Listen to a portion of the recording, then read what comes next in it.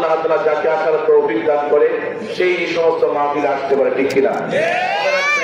নেক কাজ করতে পারা, নেক কাজের আগ্রহ অন্তরের ভিতরে আসা, এটা আল্লাহর পক্ষ থেকে বিশাল বড় নিয়ামত। কার পক্ষ থেকে নিয়ামত?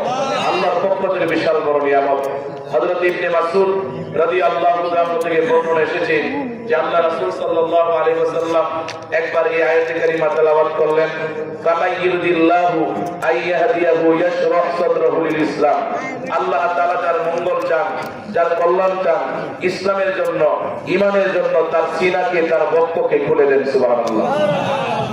এই আয়াতে কারিমা তেলাওয়াত করার পর ইবনে মাসউদ থেকে বর্ণনা এসেছে আল্লাহ রাসূল নিজে আয়াতে কারিমার তাফসীর করছে, ইন্নান নূর ইযা দাখালা সাদরা ইনফাসাহা।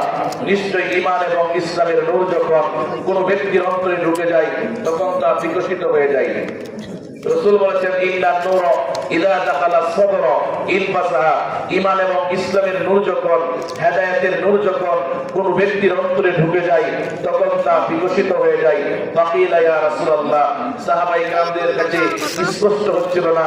সাহাবায়ে কেরামরা পয়গম্বরকে বললেন, ইয়া রাসূলুল্লাহ, ইয়া হাবিবাল্লাহ, একজন ব্যক্তির অন্তরে ঈমান এবং ইসলামের নূর ঢুকেছে, এটা বোঝার কি কোনো আলামত আছে? এটা চিনার কি কোনো আলামত আছে? রাসূল বললেন, নাম, হ্যাঁ, তিনটা নিদর্শন থেকে বুঝবা ওই ব্যক্তির ভিতরে ইসলাম এবং ঈমানের নূর ঢুকেছে। জোরে বলুন সুবহানাল্লাহ। আল্লাহর পয়গম্বর বলেন, এক নাম্বার আত-তাজাবি মিন দারিল গুরুর।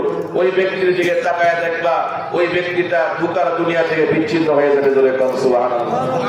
আত-তাজাবি মিন দারিল গুরুর। ওই ব্যক্তির ভিতরে যখন, কোন ব্যক্তির ভিতরে যখন ঈমান এবং ইসলামের নূর ঢুকে যাবে, এক নাম্বার যে নিদর্শন সেটা হচ্ছে ওই ব্যক্তির দিকে তাকায় দেখবা ধোঁকার দুনিয়া থেকে সে বিচ্ছিন্ন হয়ে যাবে। জিকির করি সুবহানাল্লাহ। এই পিছনে আছে এটি বন্ধ করে আমার কানে দিকে একটা বিরাট দাও, আল্লাহ করে তো সারাদিন ঠিক করতে পারবো না। আমার কানে দিকে বিরাট দাও, হুজুর জান মেহমান করে দাও। তো বলতেছিলাম রাসূলুল্লাহ সাল্লাল্লাহু আলাইহি ওয়াসাল্লাম তিনি বলেন, ঈমান এবং ইসলামের নূর যখন কোন ব্যক্তির অন্তরে ঢুকে যায় তখন তা বিকশিত হয়ে যায়। সাহাবায়ে কেরাম বললেন, হাল্লি তিলকা মিন আলামিন ইউরাফু বিহি। ইয়া রাসূলুল্লাহ, ইয়া হাবিবাল্লাহ, একজন ব্যক্তির অন্তরে যখন ঈমান এবং ইসলামের নূর ঢুকে যায় এটা বোঝার, এটা চিনার কি কোনো আলামত আছে? রাসূল বললেন, নাম, হ্যাঁ আছে।